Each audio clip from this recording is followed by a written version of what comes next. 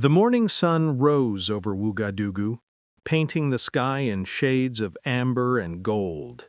Its rays pierced through the windows of the presidential palace, where every moment was typically filled with the echoes of security protocols, political consultations, and the weight of national responsibility. But on this particular morning, an unusual silence hung in the air, thick and heavy with unspoken anticipation. President Ibrahim Traoré stood before the tall windows of his private office, his silhouette framed against the awakening city. His gaze was fixed on the horizon, as if searching for some hidden spark of light, some answer to questions he hadn't yet fully formed. This was no ordinary morning. His schedule lay before him, packed with international calls, ministerial meetings, and critical defense policy decisions. Yet his heart was elsewhere, pulled by an invisible thread toward something he couldn't quite name. The door opened quietly, and his chief of staff entered, arms laden with thick folders and documents that required immediate attention. "Mr. President," he began in his usual efficient tone, "your first meeting is in 15 minutes. The finance minister is waiting, and the French ambassador has requested an urgent audience regarding the security situation in the Sahel region." Ibrahim didn't turn from the window. His reflection in the glass showed a man in his 40s, bearing the weight of a nation on his shoulders, yet in that moment he looked younger, almost vulnerable. "We're going somewhere else today," he said quietly. The chief of staff froze. "Where, sir?" "Yalgado Ouagadougou National Hospital." The words hung in the air like a pronouncement. The chief of staff felt his pulse quicken. "Sir, this is against all protocols. We need to inform the security detail, coordinate with the hospital administration, prepare the—" Ibrahim turned, and the gentle yet unmistakable authority in his eyes stopped the objection mid-sentence. "No. Today I go without fanfare, without the usual circus. Just 2 plainclothes guards, no advance notice, no media, no protocol officers clearing the way and sanitizing what I see." "But why, Mr. President? What could possibly—" "If I make every decision based solely on reports and statistics, how will I ever truly see the suffering of my people?" Ibrahim's voice was soft, but carried the weight of deep conviction. A president must sometimes look his citizens in the eye before making decisions that affect their lives. The view from this palace is too clean, too filtered. I need to see the reality. Within the hour, an unmarked civilian vehicle carried President Ibrahim Traoré toward the hospital. He wore simple, traditional Burkinabe clothing, a modest bubu in muted earth tones that helped him blend into the morning crowds. The streets were coming alive with daily commerce. Shopkeepers rolled up metal shutters. Children in crisp uniforms walked in chattering groups toward schools, and ordinary people emerged from their homes to face another day of struggle and survival. Today, the president moved among them, invisible, just another citizen.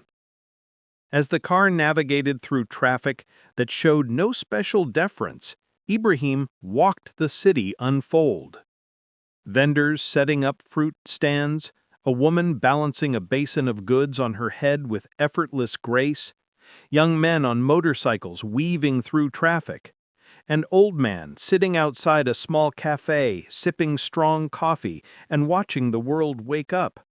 This was the real Burkina Faso, not the sanitized version he saw from presidential motorcades with sirens clearing every intersection. The hospital loomed ahead, a large concrete structure showing the wear of decades of underfunding. The parking lot was already filling with battered cars and motorcycles. People limped, carried children, supported elderly relatives, all seeking care in a system perpetually overwhelmed. Ibrahim's two guards, dressed as civilians, moved ahead to ensure basic security without drawing attention. The president followed, his heart beginning to beat faster with each step closer to the entrance. He didn't know why he felt this way, only that something was pulling him here, as surely as a compass needle finds north. The hospital corridors were already chaotic at this early hour. Families camped on plastic chairs in waiting areas. The smell of antiseptic mixed with the unmistakable odor of too many people in too small a space. Nurses hurried past with medication carts. Doctors consulted in hushed, urgent tones. The fluorescent lights buzzed overhead, casting everything in a harsh, unforgiving glare. Ibrahim moved through it all, observing. An elderly man sat alone, his hand trembling as he tried to fill out admission forms. A young mother clutched a feverish child, her eyes hollow with exhaustion and worry. Two men argued quietly with an administrator about payment. This was health care for the poor. Inadequate, overwhelmed, but staffed by people who somehow kept showing up despite impossible odds. He turned a corner into a less crowded corridor, his guards a discreet distance behind. And then it happened. A woman in a worn cleaning uniform, her headscarf the faded blue of countless washings, stepped backward from mopping the floor. The bucket sloshed, and she stumbled directly into Ibrahim's path. He reached out instinctively to steady both her and himself. "Forgive me, forgive me," she said quickly, eyes downcast in the automatic deference of someone used to being invisible, used to apologizing for occupying space. "I didn't see you, sir." "It's nothing," Ibrahim assured her. "The fault was mine for not watching where I walked." She looked up then, just for a moment. Her face was weathered by time and hardship, perhaps in her 60s, with lines that spoke of years of physical labor. But her eyes, there was something in her eyes, a depth, a quiet dignity that no amount of humble work could erase. "What is your name?" Ibrahim found himself asking, surprising even himself with the question. The woman hesitated, unsure why this well-dressed stranger would care to know. "Aminata, sir." The name hit him like a physical blow. Aminata. The syllables echoed in his mind, triggering something deep and long buried. He felt dizzy for a moment, as if the corridor had tilted. "Aminata," he repeated slowly. "That's a beautiful name." "It's common enough," she replied, gathering her mop and bucket. "I should get back to work. They dock our pay if the floors aren't done by the time the doctors make their rounds." "Wait," Ibrahim said, more urgently than he intended. "How long have you worked here?" She paused, confused by the interest but too polite to refuse an answer. 23 years now, sir. I came to the city from my village when I had nowhere else to go. This job was all I could find. It's been my life ever since." "Which village?" The question came out almost as a whisper. "Kugu. It's in the Matanga province. Very small. You wouldn't have heard of it." But he had heard of it. He knew it. He had lived there. The room seemed to close in around Ibrahim.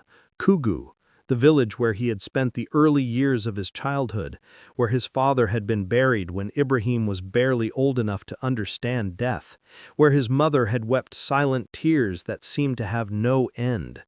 The memories came flooding back with overwhelming force.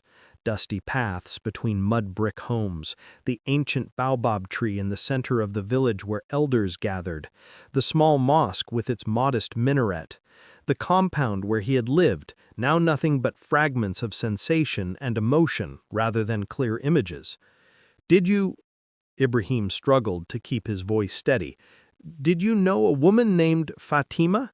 Fatima Traoré?" Aminata's hands tightened on the mop handle.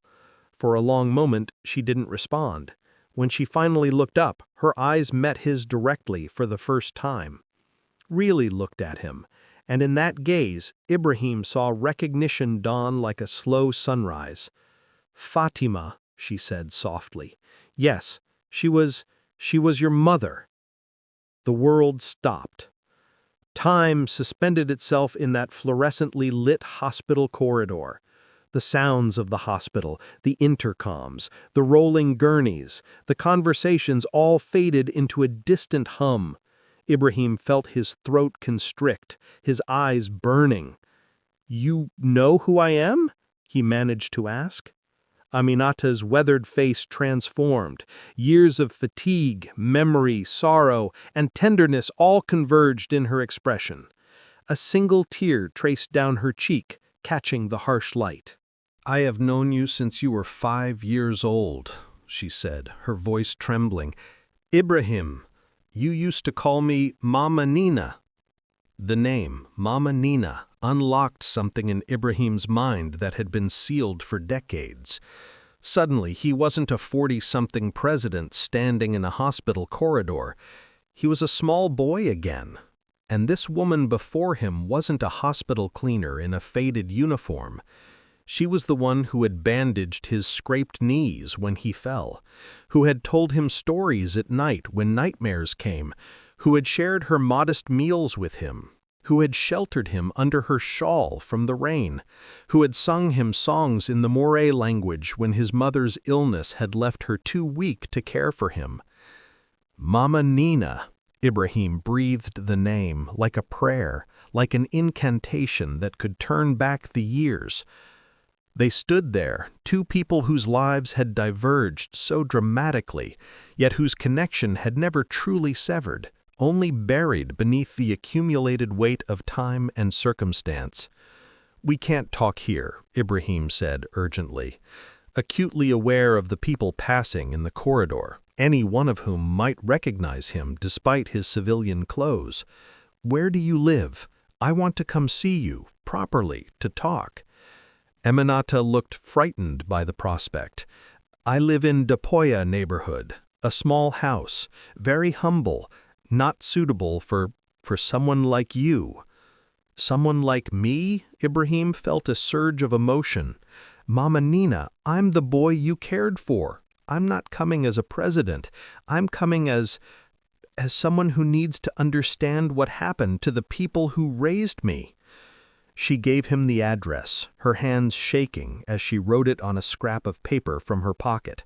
Her handwriting was careful but unpracticed, the letters formed with obvious effort. "Tomorrow. I'll come tomorrow. Just me. No guards, no protocol. Will you tell me everything?" Aminata nodded, tears now flowing freely. "There is much to tell," she whispered. "So much you don't know." As Ibrahim left the hospital, his guards exchanged confused glances. Something profound had just occurred, though they couldn't begin to understand what. The president walked to the car in silence, his mind spinning backward through the decades. That night, in his private quarters in the presidential palace, Ibrahim couldn't sleep. He stood on his balcony overlooking the capital city, watching the lights, hearing the distant sounds of music and traffic. He should have been reviewing briefing papers for tomorrow's cabinet meeting. Instead, his mind was in Kugu, in the past, trying to piece together fragments of memory that had always been there, but which he had learned not to examine too closely. He remembered his mother, Fatima, through the haze of childhood recollection.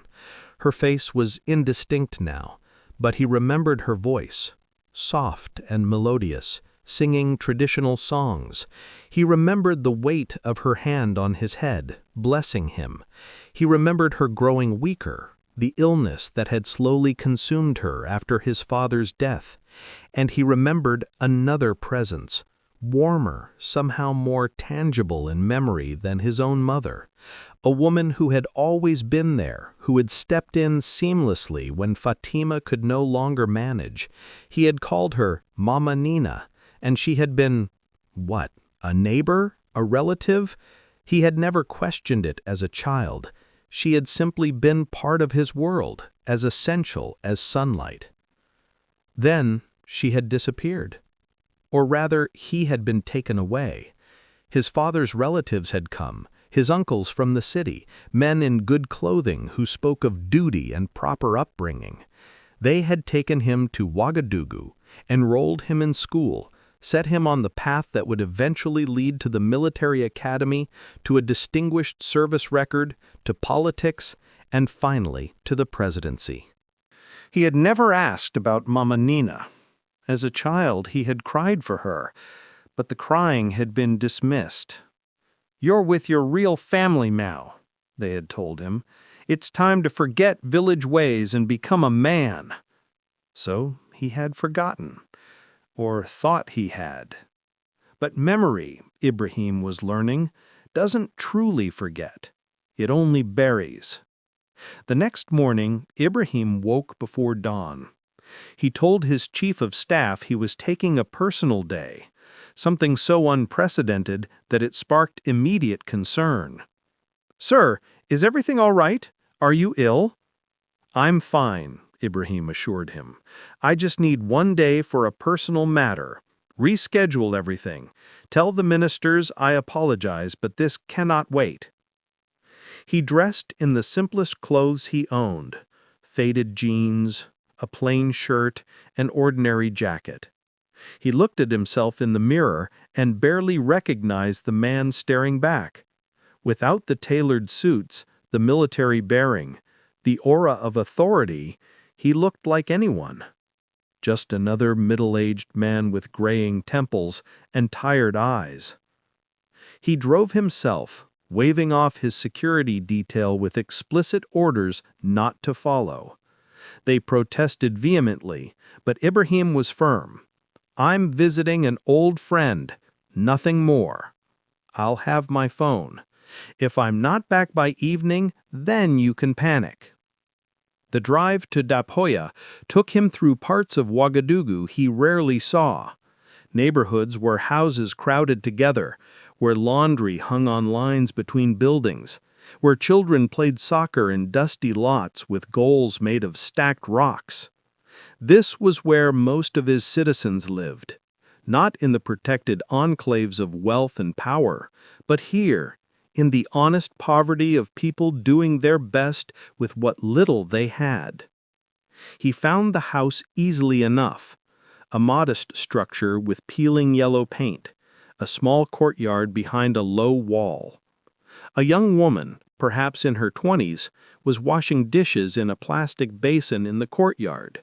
When she saw him approach, her eyes went wide with shock. Is Madame Aminata here?" Ibrahim asked. The young woman's hands trembled, sending water splashing. "Yes, she's inside. She said someone might come, but I didn't think. Are you really?" "I'm just a visitor," Ibrahim said gently, "an old friend of your aunt." From inside the house, Aminata's voice called out, "Let him in, Fatou. I've been waiting." The interior of the house was small, but immaculately maintained. The concrete floor had been swept until it gleamed. Modest furniture, a wooden table, a few chairs, a cabinet with a lace cloth draped over it. On the walls hung a few old photographs and a calendar from a local business. Sunlight streamed through a small window, illuminating dust motes that danced in the air. Aminata sat in a plastic chair near the window, wearing traditional blue and gold clothing that looked both old and cherished. Her face, in the morning light, showed every one of her years, but also a strange serenity, as if she had been waiting for this moment for a very long time. "Sit, Ibrahim," she said, gesturing to a chair across from her. "I made tea. It's not fancy, but it's strong and sweet, the way you used to like it as a boy." Ibrahim sat, feeling awkward and small despite being taller and broader than the elderly woman before him. She poured tea from a battered pot into small glasses, the practiced motion of someone who had performed this ritual thousands of times. They sat in silence for a moment, sipping the tea. It was good. Strong black tea sweetened with sugar, flavored with mint leaves. It tasted like childhood, like safety, like home. "I couldn't sleep last night," Ibrahim finally said. "All I could think about was a question. Why didn't you find me? When I grew up, when I joined the military, when I became president, where were you? Why didn't you come to me?" Aminata set down her glass with careful precision. She reached beside her chair and pulled out a small wooden box, worn smooth by age and handling. From it, she extracted a beaded bracelet, colorful beads and cowrie shells strung on faded cord. "You wore this," she said, holding it out to him. "When you couldn't sleep, you would count the beads until your eyes closed. Your mother Fatima had it blessed by the village marabout specifically for you.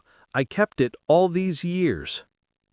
Ibrahim took the bracelet with shaking hands. The moment his fingers touched it, another wave of memory crashed over him. He could feel himself as a small child, lying on a mat, turning this bracelet round and round, the rhythm of counting soothing him to sleep. He could almost hear Mama Nina's voice singing softly in the darkness. "When your father died," Aminata began, her voice steady despite the weight of the story she was about to tell. "You were only 5 years old. Fatima became very sick. Grief can do that, make the body surrender to illness. We were neighbors. I had lost my own husband 2 years before and had no children of my own. Fatima and I had become close. When she realized she was dying, she made me promise something." Aminata's eyes glistened with unshed tears. "She asked me to care for you, to treat you as my own son, to keep you safe until you were old enough to make your own way in the world. She knew her husband's family would come eventually, but she wanted you to have love in those crucial years, not just duty." "So you took me in," Ibrahim said softly. "I raised you as mine. I fed you when you were hungry. I cleaned you when you were dirty. I sang to you when you cried. I prayed over you when you had fever. You called me Mama Nina, and for 2 years I was your mother in every way that mattered." "What happened then?" Ibrahim asked, though part of him dreaded the answer. Aminata took a deep breath. "When your father died, your uncles came, your father's brothers from the city. They were educated men with good jobs. They said a boy needs to be raised in his father's family according to tradition. They said I was just a poor widow with no claim to you. The village elders agreed. What could I do? I was nobody. They took you away and they told me not to contact you. They said it would only confuse you, make it harder for you to adapt to your new life. And you just accepted that?" Ibrahim heard the accusation in his voice and regretted it immediately. But Aminata didn't flinch. "I fought, Ibrahim. I cried and begged and pleaded. But a widow in a small village has no power, especially not against the men of a respected family. So yes, eventually I accepted it. What choice did I have? But I never forgot, not for a single day." She opened the box again and pulled out newspaper clippings, carefully preserved in plastic sleeves, articles about Ibrahim's military achievements, his promotion to captain, then major, then colonel, his role in the political transformation of Burkina Faso, his election as president. She had followed every step of his journey. "I celebrated every one of your victories. When you joined the military, I lit candles in Thanksgiving. When you became president, I cried tears of joy and pride. But I never approached you. What would I say? Hello, remember me? I changed your diapers 20 years ago. You had become someone important. I was just a cleaning woman. I thought I thought maybe it was better if I remained a forgotten part of your past." Better? Ibrahim felt anger rising, not at her, but at the circumstances, at the years lost, at the silence that had been imposed. Better that I forgot the woman who loved me when I needed love most? "I didn't know what you remembered," Aminata said quietly. "Children forget. I thought perhaps I had become just a dream to you, something you might not even be sure was real. I was afraid that if I came to you, you would be embarrassed, that I would cause you trouble, that people would say the president associated with people like me." "People like you?" Ibrahim leaned forward intensely. "People who sacrifice everything for children who aren't even their own? People who keep loving even when that love is unacknowledged? People who maintain dignity despite being treated as invisible? Those kinds of people." Aminata smiled sadly. "You always had a kind heart, even as a boy. When other children were cruel to the village outcast, an old man who talked to himself, you would sit with him and share your food. Your mother Fatuma used to say you would either grow up to be a great leader or have your heart broken by the world's cruelty. I'm glad you became the former." They talked for hours. Aminata brought out more photographs, more small treasures she had preserved. A wooden toy Ibrahim had carved roughly as a child, a drawing he had made of their house. Each item was a key that unlocked more memories, more of the childhood that had been taken from him, not by malice, but by social convention, by the weight of tradition, by the assumption that blood family trumped all other bonds. Fatuma, Aminata's niece, brought food, rice with peanut sauce, grilled chicken, fried plantains. Simple food, but prepared with care. As they ate, Ibrahim realized he felt more at peace than he had in years.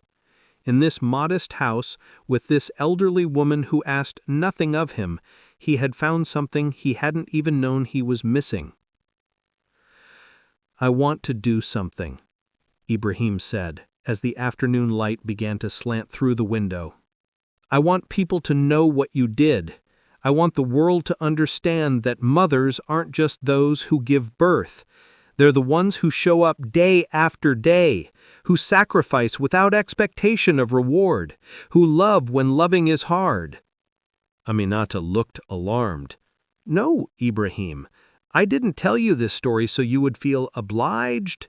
"This isn't obligation," Ibrahim interrupted firmly. "This is justice. And more than that, it's about changing how we think about family, about love, about worth. Do you know how many women in this country raise children who aren't biologically theirs? Grandmothers raising grandchildren? Aunts stepping in when parents die or disappear? Neighbors taking in orphans? Women like you who give everything and receive no recognition." "But I don't need recognition," Aminata protested. "Maybe not, but they do. Every woman who's ever been told her love doesn't count because she didn't give birth, every child who's ever been told their real family is somewhere else, they need to see you honored. They need to know that this kind of love is legitimate, valuable, worthy of respect." Aminata was quiet for a long moment. "If you truly want to do this," she finally said, "then do it not for me, but so that no other woman has to hide her love the way I did, so no child grows up not knowing who truly cared for them." "I promise," Ibrahim said solemnly. Over the next few days, Ibrahim worked with a determination that surprised even his closest advisors. He drafted speeches, met with ministry officials, consulted with women's organizations. And then he called for a national address, not about politics or policy, but about something more fundamental. The State House auditorium filled with ministers, diplomats, journalists, and civil society representatives. Television cameras were positioned to broadcast across the nation. People gathered around radios and televisions in homes, cafes, and market stalls, curious about this unusual presidential address. Ibrahim entered the hall, but he wasn't alone. Beside him walked Aminata, clearly overwhelmed by the attention, clutching his arm for support.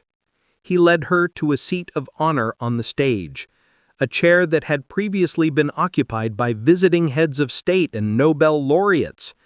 The crowd murmured. Who was this elderly woman in traditional dress?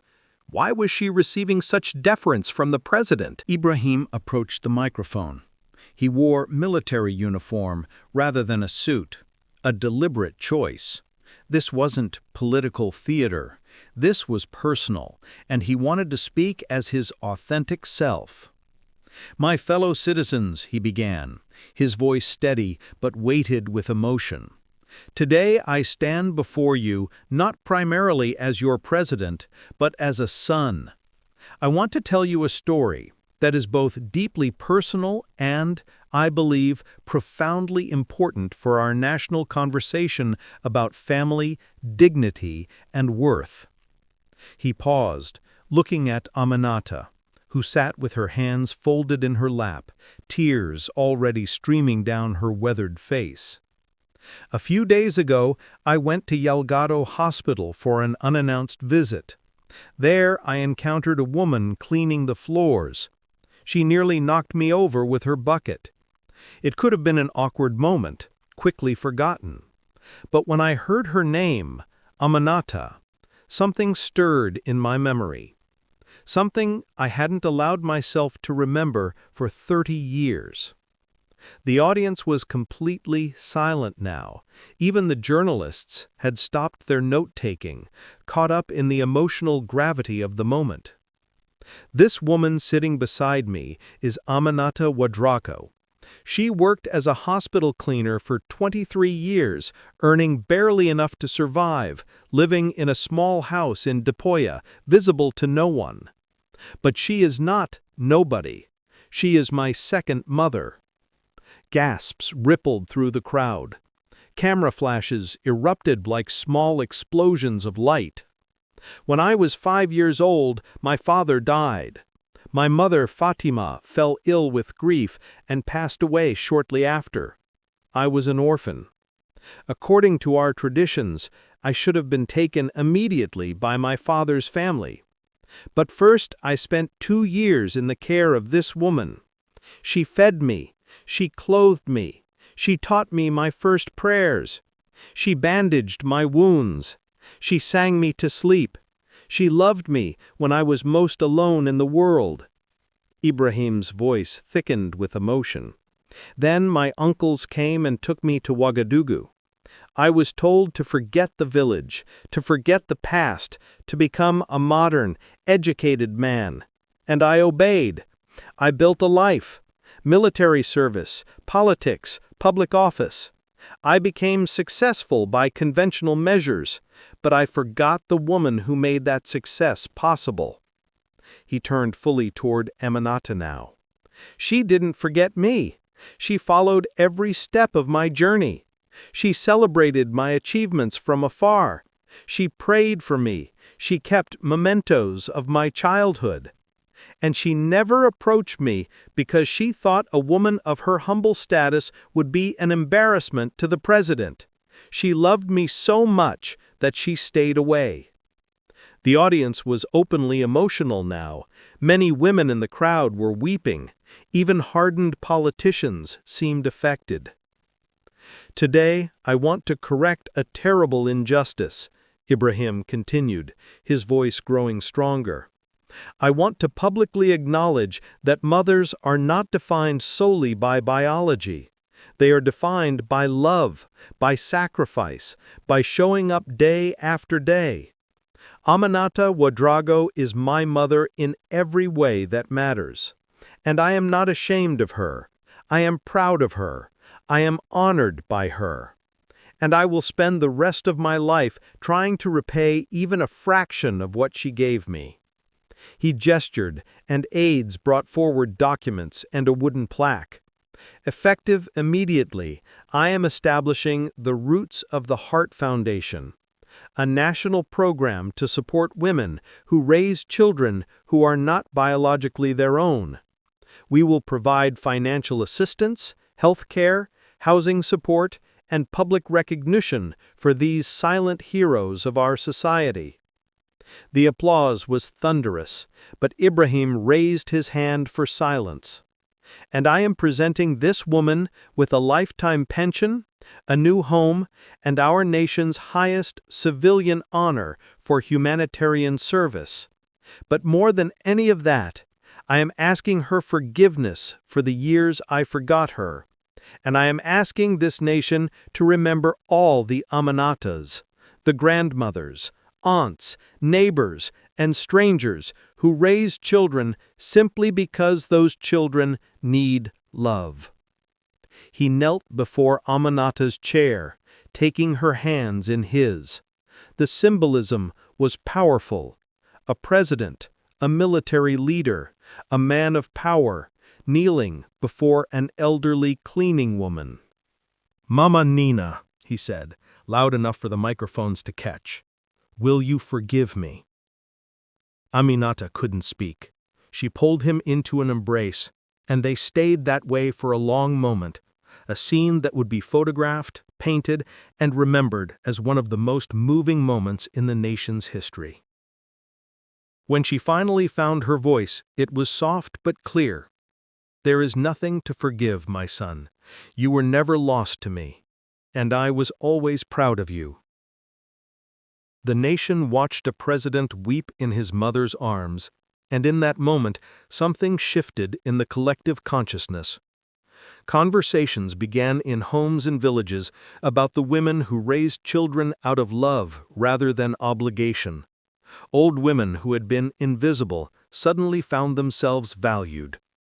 Children who had been told their real family was elsewhere began to question that narrative. Months later, Ibrahim and Aminata returned to Kugu together. The village had changed little. The same red earth paths, the same sprawling trees, the same modest compounds. But they arrived not as fugitives from the past, but as honored guests. The entire village turned out. Old women who had known Fatima, men who remembered Ibrahim as a small boy, the new generation of children who had only heard stories. Ibrahim walked barefoot through the village, touching the baobab tree, drinking from the well, standing at the threshold of the compound where he had lived. It was occupied by another family now, but they welcomed him in, offered him water, showed him the changes and improvements they had made. "This is where I became myself," Ibrahim told the crowd that gathered. "Not in military academy, not in the presidential palace. Here, in this village, in the arms of two mothers, one who gave me life and one who gave me love when life seemed impossible to bear." Aminata stood beside him, no longer invisible, no longer silent. An elderly woman approached her, one who had been part of the village council that had ruled against her decades before. "We were wrong," the old woman said simply. "We followed tradition without wisdom. We hurt you and we hurt this child. Forgive us." Aminata embraced her. "We all do what we think is right at the time. The important thing is that we learn and do better." As the sun set over Kugu, painting the sky in brilliant oranges and purples, Ibrahim sat under the baobab tree with Aminata, watching children play. The scene could have been from his own childhood, except now he understood what he hadn't then, that love is not diminished by being shared, that family is built through commitment, not just blood, and that the greatest gift one person can give another is simply to show up day after day when showing up is needed most. "Mama Nina," he said quietly, "what would you say to someone who wanted to honor their non-biological mother but felt constrained by tradition or expectations?" She was quiet for a moment, watching a young boy fall and scrape his knee, then get up and keep playing. "I would say that traditions should serve people, not trap them. I would say that love is the oldest tradition of all. And I would say that real strength isn't about following rules blindly. It's about knowing when rules serve justice and when they prevent it. Ibrahim smiled. Still teaching me, even now. A mother never stops, she replied, and squeezed his hand. As darkness fell and the village settled into its evening rhythms, Ibrahim and Aminata sat together in comfortable silence, two souls who had found each other again against all odds, whose story would ripple outward, changing countless lives, validating countless silent sacrifices, and reminding a nation that the truest measures of family are written not in documents or genealogies, but in the daily acts of love that sustain us all. The little wooden top that the old village woman had saved for him sat in Ibrahim's pocket. Sometimes, late at night in the presidential palace when the weight of leadership felt too heavy, he would take it out and spin it on his desk, watching it dance and wobble, defying gravity for just a moment. It reminded him that we are all held up by forces we might not see or acknowledge, by people who loved us when we were too small to understand what that love cost them. And in those moments, he would think of Mama Nina, sleeping peacefully in her new home, finally recognized, finally valued, finally able to rest after a lifetime of silent devotion. And he would return to his work with renewed purpose, committed to building a nation where every act of love, biological or chosen, official or informal, celebrated or hidden, would be honored as sacred. Because in the end, that's what holds any society together, not laws or armies or wealth, but the countless quiet acts of care that pass between human beings. The hands that lift up the fallen, the voices that comfort the grieving, the hearts that open to children who need love more than they need anything else in the world. The story of President Ibrahim Traoré and Aminata Ouedraogo became part of Burkina Faso's national curriculum, taught to children as an example of how love transcends traditional boundaries. The Roots of the Heart Foundation continues to this day, supporting hundreds of women who raise children not born to them, ensuring that no act of maternal love goes unrecognized or unrewarded. And in the village of Kugu, beneath the ancient baobab tree, a plaque now reads, "Here love proved stronger than tradition, and a mother was recognized not by birth, but by devotion." "Mama Nina," he said, loud enough for the microphones to catch, "will you forgive me?" Aminata couldn't speak. She pulled him into an embrace, and they stayed that way for a long moment, a scene that would be photographed, painted, and remembered as one of the most moving moments in the nation's history. When she finally found her voice, it was soft but clear. "There is nothing to forgive, my son.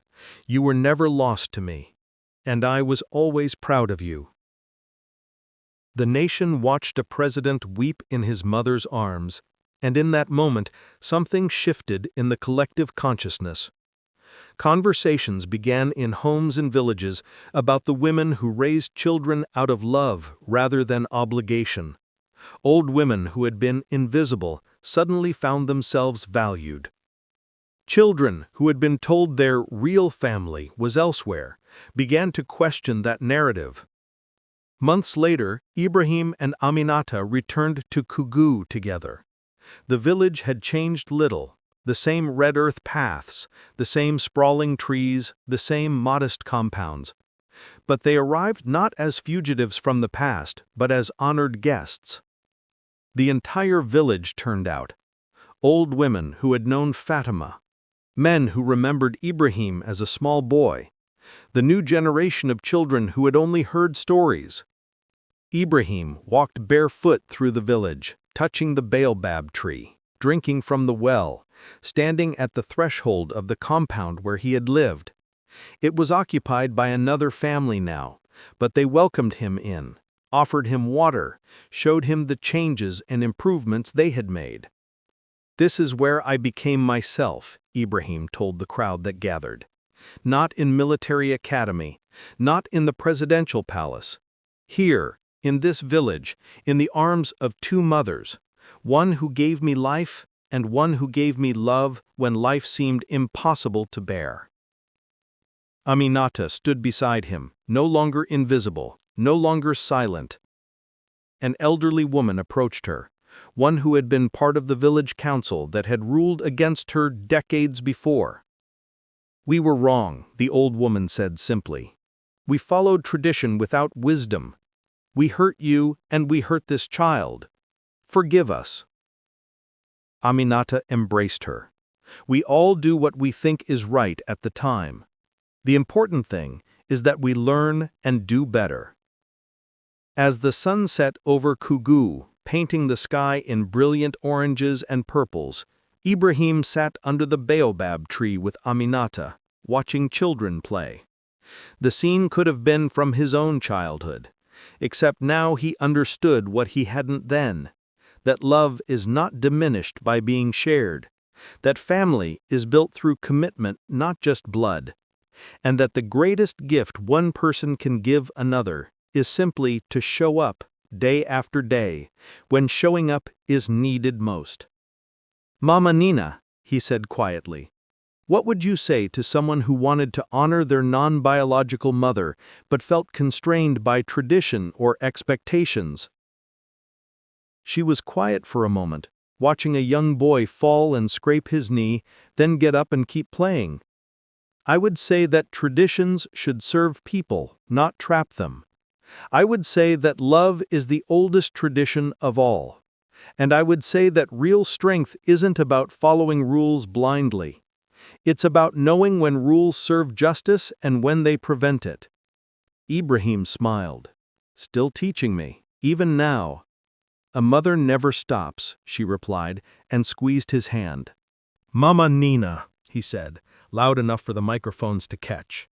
"Will you forgive me?" Aminata couldn't speak. She pulled him into an embrace, and they stayed that way for a long moment, a scene that would be photographed, painted, and remembered as one of the most moving moments in the nation's history. When she finally found her voice, it was soft but clear. "There is nothing to forgive, my son. You were never lost to me, and I was always proud of you." The nation watched a president weep in his mother's arms, and in that moment, something shifted in the collective consciousness. Conversations began in homes and villages about the women who raised children out of love rather than obligation. Old women who had been invisible suddenly found themselves valued. Children who had been told their real family was elsewhere began to question that narrative. Months later, Ibrahim and Aminata returned to Kugu together. The village had changed little, the same red earth paths, the same sprawling trees, the same modest compounds. But they arrived not as fugitives from the past, but as honored guests. The entire village turned out. Old women who had known Fatima, men who remembered Ibrahim as a small boy, the new generation of children who had only heard stories.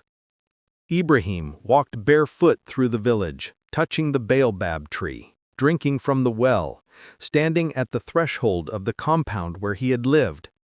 It was occupied by another family now, but they welcomed him in, offered him water, showed him the changes and improvements they had made.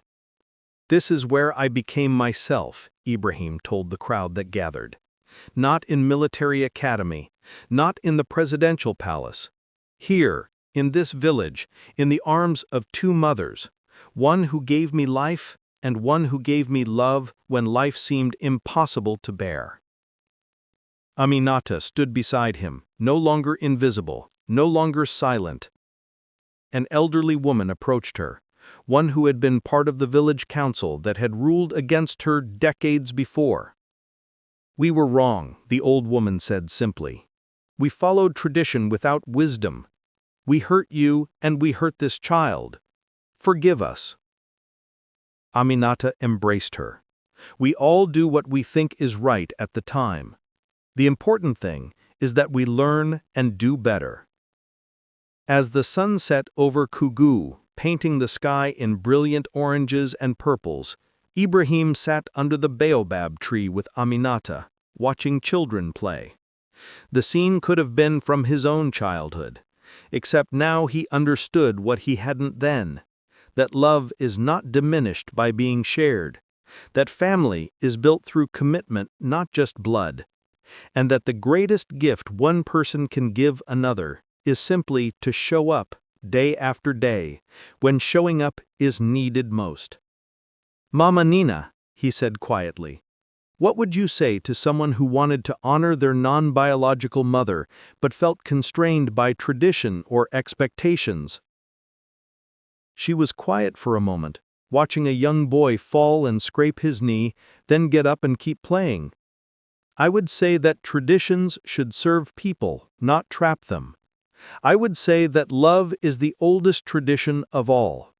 And I would say that real strength isn't about following rules blindly. It's about knowing when rules serve justice and when they prevent it." Ibrahim smiled. "Still teaching me, even now." "A mother never stops," she replied, and squeezed his hand.